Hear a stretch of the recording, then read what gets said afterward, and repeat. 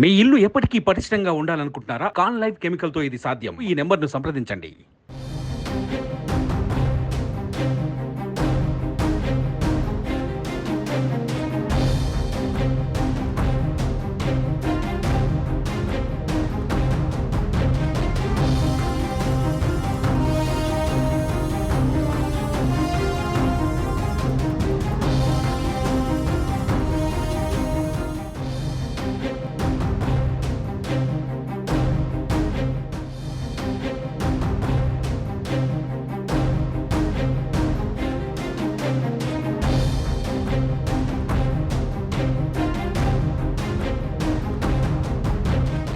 ఏపీలో సార్వత్రిక ఎన్నికలు రసవత్తరంగా సాగుతున్నాయి. కూటమిలో భాగంగా జనసేన ఇప్పటి వరకు 19 అసెంబ్లీ స్థానాలకు అభ్యర్థులను ప్రకటించగా 2 సీట్లు పెండింగ్లో ఉన్నాయి.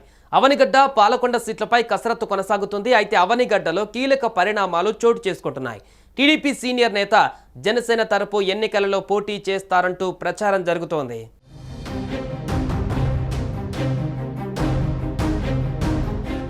అవనిగడ్డ అసెంబ్లీ స్థానం రేసులో పలువురు పేర్లు వినిపిస్తున్నాయి. అవనిగడ్డ సీటును పొత్తులలో భాగంగా జనసేనకి కేటాయించగా ఆ పార్టీ నుంచి పోటీ చేసేందుకు ప్రముఖ పారిశ్రామికవేత్త విక్కుర్తి శ్రీనివాస్, జనసేన జిల్లా అధ్యక్షుడు బండ్రెడ్డి రామకృష్ణ, మచిలీపట్నం ఆర్కే మెస్ అధినేత బండి రామకృష్ణ, న్యాయవాది మతి వెంకటేశ్వరరావు, సీనియర్ రాజకీయవేత్త బచ్చు వెంకటనాథ్ తదితరులు ప్రయత్నాలు చేస్తున్నారు.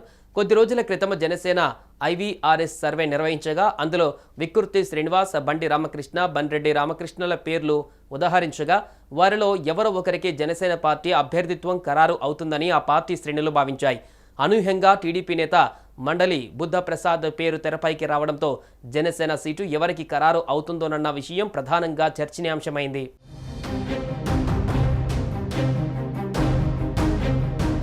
అవనిగడ్డ నియోజకవర్గ తెలుగుదేశం పార్టీ ఇన్ఛార్జ్ మండలి బుద్ధప్రసాద్ జనసేన పార్టీలోకి చేరుతున్నట్టు అవనిగడ్డ నియోజకవర్గంలో పెద్ద ఎత్తున చర్చ జరుగుతోంది.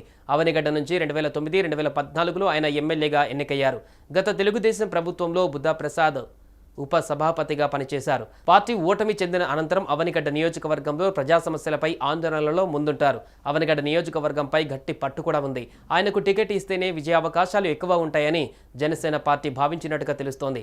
త్వరలోనే పవన్ కళ్యాణ్ సమక్షంలో మండలి బుద్ధప్రసాద్ టీడీపీ నుంచి జనసేనలో చేరనున్నారని సమాచారం.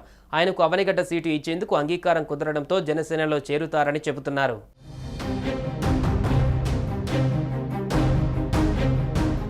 సుమన్ టీవీలో మీ పర్సనల్ అండ్ బిజినెస్ ప్రమోషన్స్ కోసం కింది నెంబర్కి కాంటాక్ట్ చేయండి.